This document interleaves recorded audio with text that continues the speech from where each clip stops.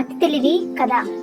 ఒక ఆసామి తన పొరుగు ఆసామి వద్ద ఒక కొండ అరువు తీసుకున్నాడు. అందులో వెన్న కాచుకుందామని అతను నిప్పు చేస్తుండగా ఎక్కడి నుంచో పిల్లి వచ్చి కొండ మీద కాలు పెట్టి లేచి నిలబడింది. అది చూసి అతను పిల్లిని తరమబోయాడు. పిల్లి వెనక్కు దూకింది. కొండ అరుగు మీద నుంచి కింద పడి 2 ముక్కలయ్యింది. కొండ అరుగు తెచ్చిన వాడు తరుముకోకుండా 2 ముక్కలు జిగురు పెట్టి అంటించి పొరుగువాడి వద్దకు తీసుకుని పోయి ఇదిగో నీ కొండ అని ఇచ్చేశాడు. పొరుగువాడు పగలు గమనించి ఏంటి అది అంటే నాకు తెలియదు అంటూ ఇంటికి వచ్చాడు. పొరుగువాడు న్యాయస్థానంలో ఫిర్యాదు చేశాడు. ఆసామి న్యాయవాది వద్దకు వెళ్ళి సలహా అడిగాడు. న్యాయవాది అంతా విని జరిగిన దానికి సాక్షులు ఎవరూ లేరు కనుక నువ్వు 3 విధాలుగా సమర్థించుకోవచ్చు. నువ్వు కొండ అరువు తీసుకున్నప్పుడే అది పగిలి ఉందనవచ్చు, లేదా నువ్వు దాన్ని తిరిగి ఇచ్చాక పగిలిందేమో అని అనవచ్చు. అన్నిటికన్నా ముఖ్యమైనది ఏంటంటే నువ్వు అసలు కొండే తీసుకోలేదని చెప్పవచ్చు అన్నాడు.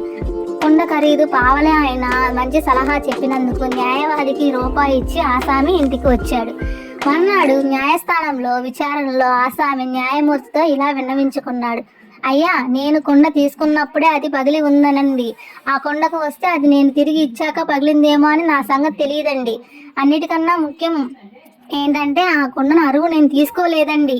న్యాయవాది సలహా ఇంత బాగా పాటించిన న్యాయాధికారి తనకు 2 రూపాయలు జరిమానా వేశాడు. ఎందుకు అని ఆసామికి అర్థం కాలేదు. ఆయన డబ్బు చెల్లించి న్యాయవాదులను తిట్టుకుంటూ ఇంటికి వెళ్ళాడు.